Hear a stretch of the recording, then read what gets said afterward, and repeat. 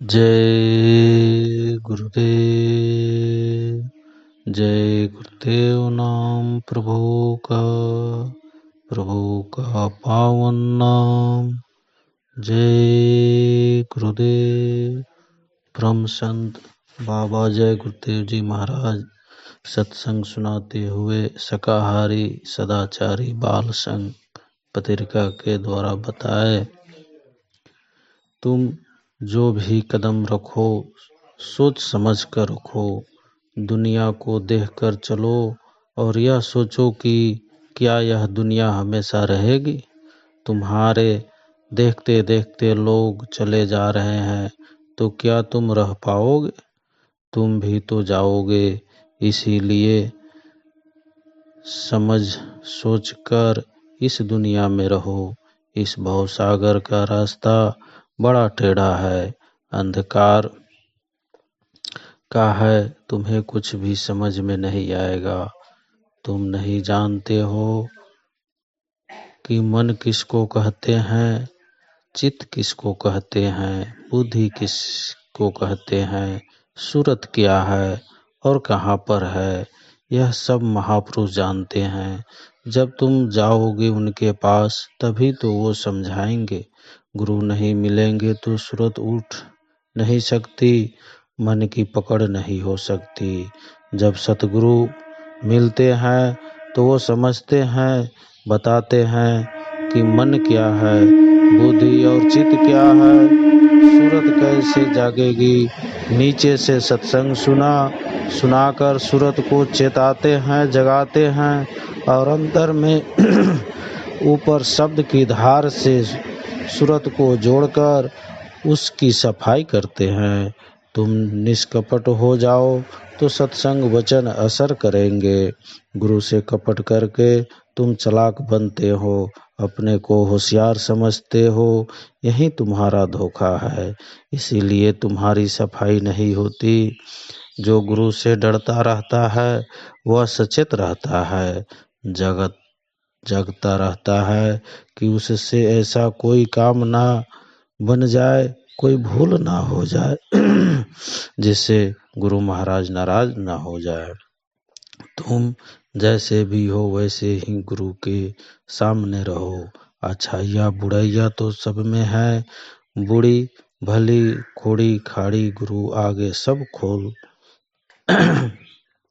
तुम सोचते हो कि यह बात गुरु को बतानी है, यह बात उनसे छिपानी है, यही तुम्हारा कपट है।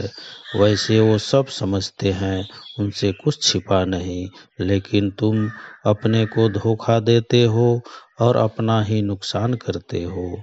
सत्संग वचन सुनो, अगर वचन नहीं सुनोगे तो समझोगे क्या। यह माया बड़ी चालाक है, बहुत होशियार है। आज इसके घर बैठी तो हंस सा दिया, अहंकारी बना दिया। कल उधर चली गई तो रोने लगे, सारी अकड़ निकल गई। गुरु का काम बड़ी जिम्मेदारी का है, यह सबसे खराब काम है। जीवों के ऊपर लदे कर्मों की मैल को धोना, समझाना बैठाना यह साधारण बात नहीं है। इतनी माँ को बच्चे की जिम्मेदारी नहीं है, पति को पत्नी की जिम्मेदारी नहीं है, जितनी जीवों की जिम्मेदारी महापुरुष को लेनी पड़ती है। हमारी बात सुन लो, जो सेवा बताई जाए वो चुपचाप करो। इधर उधर की कोई बात करने की जरूरत नहीं, इसी में तुम्हारी भलाई है। सेवा करने आए हो तो चुपचाप सेवा करो। समझने वाला सब समझ रहा है, उसे जो करना है करेगा। सब लोग अचंभित है, देखते देखते सबकी बुद्धि जाग जाएगी, समझ जाएंगे। वैसे तो ये दुनिया भी एक पागल खाना ही है। दूसरी बात यह कि हम कोई बुरी बात किसी को नहीं सिखाते, न कोई ऐसा आदेश देते हैं जिससे लोग उत्तेजित हो उठे। हम तो ये कहते हैं कि कोई बुरा करे तो तुम उससे क्षमा करो। जय गुरुदेव। स्वामी जी महाराज एक कहानी बताए, संत मत में हठ योग नहीं। मेरे गुरु महाराज मुझको बराबर समझाते रहते थे, कभी रोटी बैठकर मत खाना।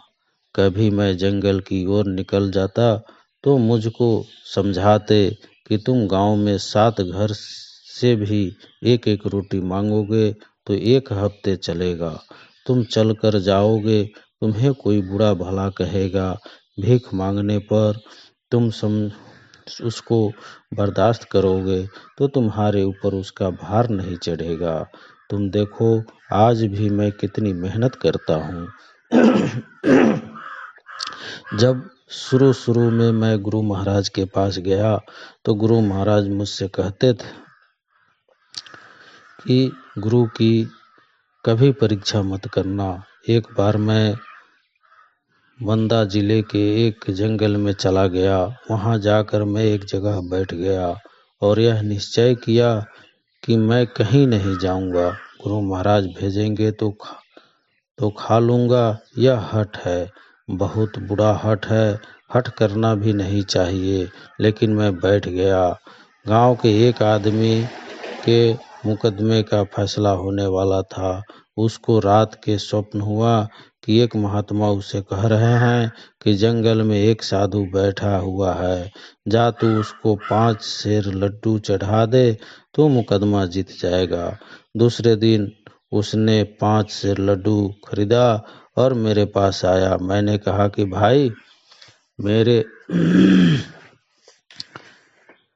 फ्रेंड का भाई मेरे घर आया और कहने लगा कि भाई साहब का बहुत बुरा हाल है, उन्हें तेज बुखार है, पूरा शरीर कांप रहा है, जल्दी घर चलो, आपको बुला रहा है।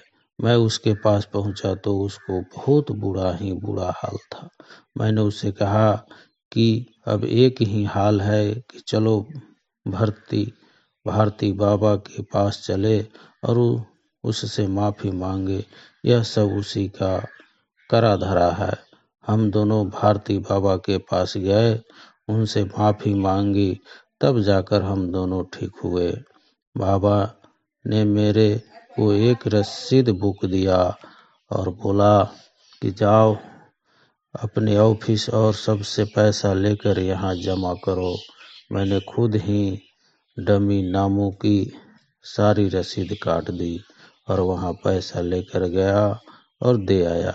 यह भी भुला दिया कि लोग पैसा मांगने पर बुरा मांगते हैं, इसीलिए आप हमको माफ़ कीजिए। इस तरह से गुरु की तलाश में इधर उधर जाता रहता था। मैं JSS चौन योगदा सत्संग सोसाइटी से भी काफ़ी लगाव रखता था।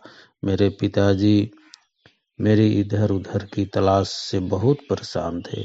उन्होंने मेरे को सिकटली कहीं भी जाने को मना कर दिया और बोले कि मेरी इजाज़त के बिना कहीं नहीं जाओगे। मैंने पिताजी को JS का मेंबर बनने का फॉर्म भर कर दिखाया तो उन्होंने टोटली बिल्कुल और बोले कि जब टाइम आएगा तब मैं खुद तुम्हें जाने को बोल दूंगा। मैं शादी का इच्छुक नहीं था, पर 1982 जनवरी में मेरी शादी हो गई। मेरे इन लॉ ससुराल वालों के गुरु थे जिनको वो लोग बहुत मानते थे। एक बार जब मैं अपनी ससुराल गया तो मेरे को मेरी वाइफ पत्नी और मेरा साला गुरु के पास लेकर गए। घर के पास ही उनका टेम्पल कॉम आश्रम था। वहाँ पर पहले से ही काफ़ी लोग बैठे हुए थे। मुझे गुरु की तलाश तो थी ही। मैं यही सोच कर गया था कि शायद यहीं मेरी तलाश खत्म हो जाए, इसीलिए पूरे मन से मैंने उनको प्रणाम किया और बैठ गया। मेरे को वह पूछने लगे कि कभी किसी साधु महात्मा से मिले हो, कभी भगवान को माना है। मैं कुछ बोलता कि इससे पहले ही मेरा सवाल बोल पड़ा कि महाराज जी, यह नया है, पहली बार किसी से मिल रहा है। यह क्या कि महाराज जी, यह नया है, पहली बार किसी से मिल रहा है। यह जाने महात्माओं को इस पर सब लोग हंस पड़े। मैं चुपचाप बैठा रहा। महात्मा जी इधर उधर की बातें करते रहे, अपनी मान बढ़ाई की। मैंने यह किया, मैंने वह किया। लोग मेरे से डरते हैं कि बातें सुनकर मेरे को बड़ा अजीब सा लगा। सोचा कि कहाँ फंस गया, यहाँ तो कुछ भी मिलने वाला नहीं। मैं उठ गया, दूर से ही प्रणाम किया। वो महात्मा चिल्ला पड़े कि कहाँ जा रहा है, बैठा रह। मैंने कहा कि फिर कभी आऊँगा। वह बोले कि तू पाखंडी है, कब आएगा? मैंने कहा कि जब याद करोगे तब। वह बोला कि क्या तुम मेरे मन की बात जान सकेगा? मैंने कहा कि कोशिश करूँगा। वह फिर बोला कि चुपचाप बैठ जा, पर मैं चला आया। घर में मेरे इन लॉ कहने लगे कि आप महात्मा जी से फालतू बात करके आए। दूसरे दिन मेरा साला जब पास गया तो उन्होंने उससे कहा कि वो मेरे को बुला कर लाए। घर आकर साले ने मुझसे कहा कि चलो महाराज जी तुम्हें याद कर रहे हैं, कोई हल्ला गुल्ला मत करना, हमारी बदनामी होगी।